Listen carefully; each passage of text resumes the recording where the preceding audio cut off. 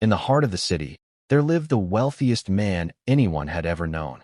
His mansion towered above the rest, decorated with gold, marble, and chandeliers that sparkled even in the moonlight. From the outside, it looked like paradise, luxury beyond imagination. But within the massive walls, shadows danced at night. Servants often whispered about cold drafts sweeping through the halls, even when every window was shut tight. Strange groans and whispers echoed in the stillness, but no one dared speak of them in front of the master of the house. The wealthy man, proud of his power and riches, laughed off all rumors. To him, wealth was the ultimate shield against misery. He was convinced that his influence could silence not only people, but also fate itself. The mansion's eerie aura didn't concern him. He believed it was merely the imagination of lowly servants. But at night, when he walked through the hallways, he sometimes felt eyes watching him, unseen hands brushing against his shoulders. He ignored it, convincing himself it was just exhaustion. No one dared to question the master, yet whispers spread across the city. That mansion is cursed. The man, blinded by pride, failed to see the truth. His empire of wealth and arrogance was built on fragile ground, and destiny was waiting for the perfect moment to strike. The mansion erupted in celebration when the wealthy man's wife gave birth to twin daughters. For him, it was the ultimate blessing, heirs to his fortune, symbols of his growing legacy. Guests showered gifts worth millions, and the mansion overflowed with festivity. But beneath the music and laughter, an uneasiness lingered. The two newborns did not cry at birth. Instead, they stared silently at the room with wide, glowing red eyes. Their silence sent chills down the spines of the nurses who delivered them. The mother, pale and weak, refused to look at her children for long. She swore she saw their lips curl into smiles moments after birth, smiles no infant should ever manage. The father dismissed her fears, insisting the girls were extraordinary, destined for greatness. But the staff whispered, "Children who don't cry at birth belong to another world." As days passed, the infants grew stronger unusually fast. They never seemed to sleep, their tiny eyes following every movement, as though studying those around them. Their presence unnerved everyone in the mansion. Even in their cradles, the air felt colder, heavier, as if invisible shadows surrounded them. Servants began leaving their jobs one by one, too terrified to remain near the children. The father refused to acknowledge any strangeness. To him, the glowing eyes were signs of divine power. He celebrated his daughters, blind to the horror that lay in their very existence. As the daughters grew, their childhood was nothing like that of ordinary children. By the time they reached the age of 5, they no longer behaved like playful little girls, but more like predators studying their prey. The mansion staff often witnessed things they dared not speak of openly. Servants reported seeing the girls awake in the middle of the night, silently walking across the ceilings and walls like spiders. Their hair floated around their heads as though moved by an invisible breeze, and their red eyes glowed brighter in the dark.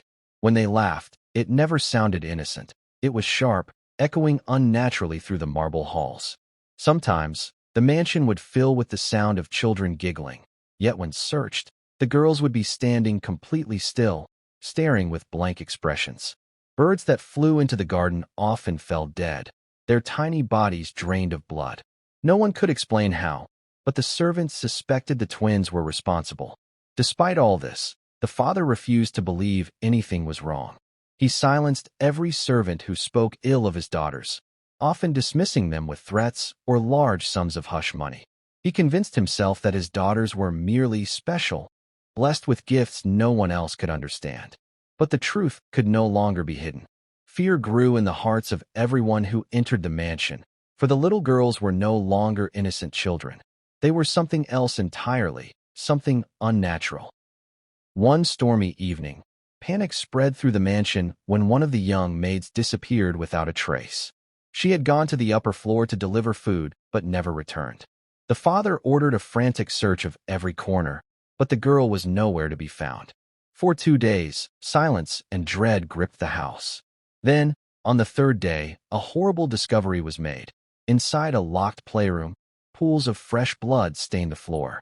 The walls were smeared with handprints too small to belong to an adult, and in the center of the room sat the twin daughters, smiling with crimson smeared across their lips and hands. They were building a dollhouse, not from wood or toys, but from the bones and flesh of the missing maid. Their tiny hands carefully arranged ribs like beams, while scraps of flesh were pressed into the corners like clay. They giggled as though it was nothing more than an innocent game. When the father arrived and saw the grotesque sight, his stomach twisted, yet he could not bring himself to scold or punish them. Instead, he shouted at the guards and servants for being careless, blaming them for letting such a thing happen. He convinced himself it was an accident, even though deep down, horror gnawed at him. From that day forward, the mansion seemed drenched in blood. Every corner smelled faintly metallic. Every shadow seemed darker. The twins had revealed their true nature, but their father still chose to look away. The gruesome scene in the playroom haunted the wealthy father more than he admitted. At night, when he closed his eyes, he could still hear the faint giggles of his daughters and the dripping sound of blood. Fear crept into his heart, yet pride and arrogance chained him to silence. For a man of his stature, admitting that his daughters were monsters was unthinkable. His reputation was more important than truth. The servants, however, could no longer hide their terror. They whispered of dark figures roaming the halls, shadows shaped like the twins, even when the girls were asleep in their beds. At times, piercing screams echoed from empty rooms. Guests who visited the mansion often left disturbed, complaining of sudden headaches, icy chills, and the feeling of unseen eyes following them. The father dismissed all these stories. "My daughters are angels," he would say, his voice trembling as though convincing himself more than others. He silenced the terrified staff with threats, bribes, or, in some cases, dismissal. Yet when he was alone, he could not escape the truth. He had seen his daughters' glowing eyes in the dark. He had heard them whisper in languages no human child could know. Still, he clung to denial. His fortune, his empire, his pride, none of it allowed him to face reality. In his heart, however, he knew the storm was only beginning. His silence was not protection. It was an invitation for the darkness to grow stronger within his own home. As the years passed, the twins blossomed into young women, but their beauty was not human. It was predatory. Their faces glowed with unnatural perfection, but their crimson eyes betrayed their true essence. What once appeared as childish mischief evolved into deliberate cruelty. They no longer confined their hunger to servants. Instead, they turned toward their father's powerful friends and guests. At grand feasts in the mansion, visitors would vanish overnight. A nobleman who arrived for dinner would never be seen leaving.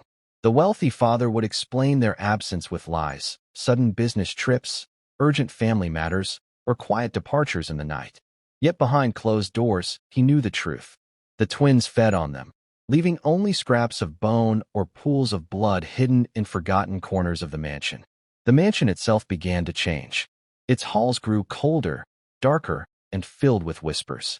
Paintings seemed to shift when no one looked, and the mirrors reflected distorted images of the daughters, fanged, twisted, monstrous. Servants who remained did so out of fear, claiming that leaving was even more dangerous.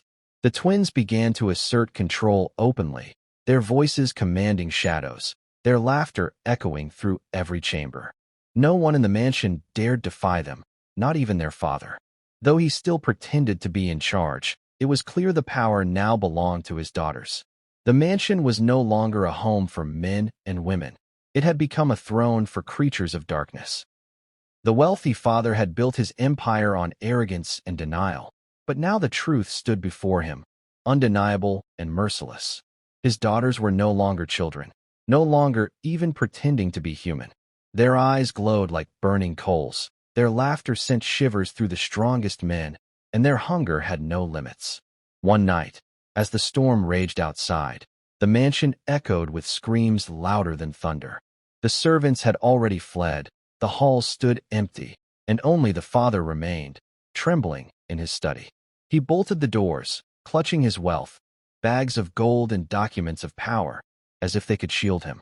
But shadows seeped through the cracks, and the sound of bare feet padded closer. The twins entered the room without opening the door. Their bodies slipped through the darkness itself, their crimson eyes fixed upon him. For the first time, the father dropped his pride. He begged. He cried. He promised them the world if only they would spare him. But his daughters only smiled. To them, he was not a father, not a master, not even a man. He was prey. They circled him like predators, their whispers slithering through his ears. Then, with inhuman speed, they lunged. His screams echoed through the mansion, drowned out by the storm outside. By morning, nothing remained of him but blood splattered across his golden desk. From that night on, the mansion stood abandoned, yet those who passed by swore they could still hear laughter. Two voices, young and cruel, echoing in the wind.